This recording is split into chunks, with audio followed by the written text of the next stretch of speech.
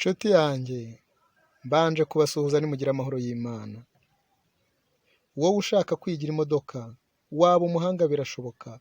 Kurikira, witegereza, gutwara imodoka biroroshye cyane.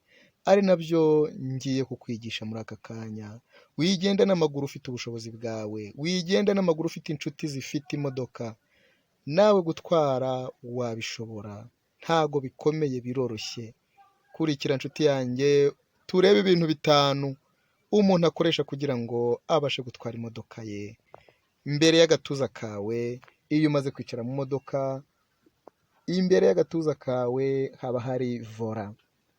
Vola ubwo ni kimwe muri bya bice 5 ngiye kubabwira. Ukongera ukareba mu birenge, haba hari utuntu 3 twitwa pedale.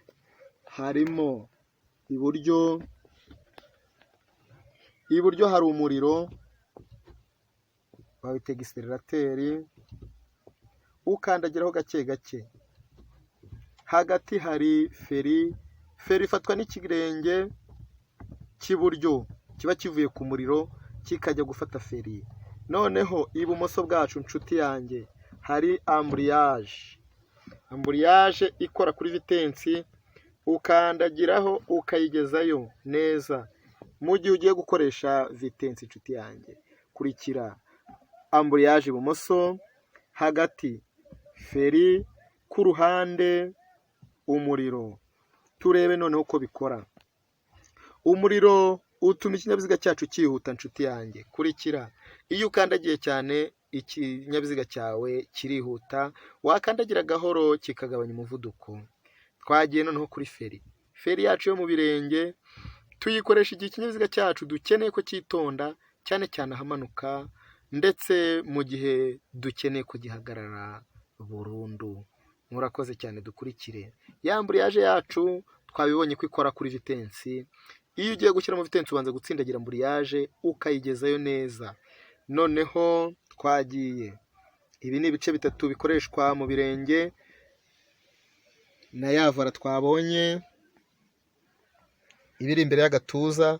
Noneho dukurikijeho vitensi ni nazo zituma ikinyabiziga kigenda. Iyo umaze gushyiramo vitensi, ikinyabiziga kiba cyemerewe gutangira gukora urugendo. Reka turebe uko vitensi yacu ikora. Vitensi ya mbere ijya imbere.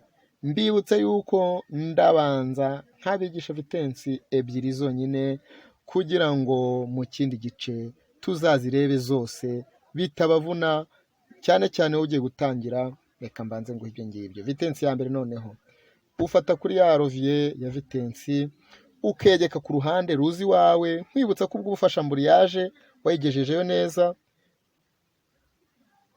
ukazamura ukageza mu nguni ikwegereye ari kujyana haruguru. Ubwo urekura amburiyaje ukajya ku kariro, ikinyabiziga cyawe kigatangira kugenda. Dukurikire.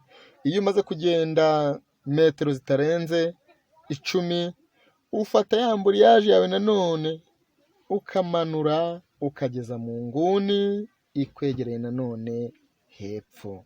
Ubwo umaze kugera muri vitensi yawe ya 2. Dukomeze dukurikire nshuti yanjye. Ubwo tubanye vitensi 2, ntabwo wemerewe umuvuduko, ubu uzigenderaho gake gake ukajya ugenda umenyera. Iki ngiki cyegereye vitensi cyitwa feriyamu, ariko ntabwo kiri muri bya bice 5 bituma imodoka igenda. Iyi feriyamu iyo tuyikoresha igihe duparitse ikinyabiziga cyacu tukivuyemo, cyangwa se tukigiye guhagarara umwanya munini. Murakoze cyane nshuti zanjye.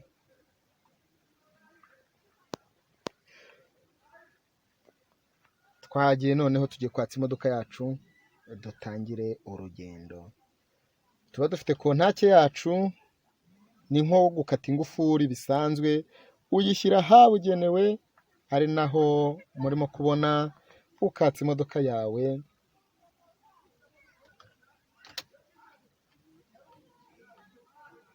Uyatsa nta vitensi irimo, mubyibuke neza.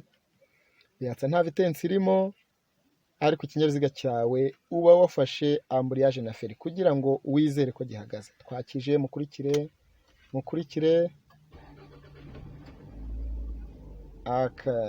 Twagiye noneho.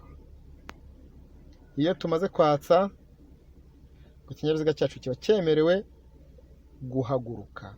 Murakoze rero, dukomeza dukora subscribe kugira ngo n'andi masomo agenda tugeraho, uko ikinyabiziga cyacu gihaguruka niryo somo tuzakurikizaho, uko umuntu agenda ahindura amavitensi n'amavitensi yemerewe gukoresha, ibyo nibyo tuzagenda dukurikizaho kugira ngo twese tugende tuba abahanga. Hari n'ibindi umuntu aba atazi ku kinyabiziga, ariko kungurana ubwenge ni byiza. Dukurikire inshuti yanjye, dukurikire, ubundi twitwarire ibinyabiziga byacu.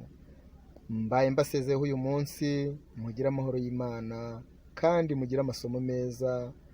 Murakoze. Mwari kumwe n'umuvandimwe wanyu Froduwari. Nimugire amahoro.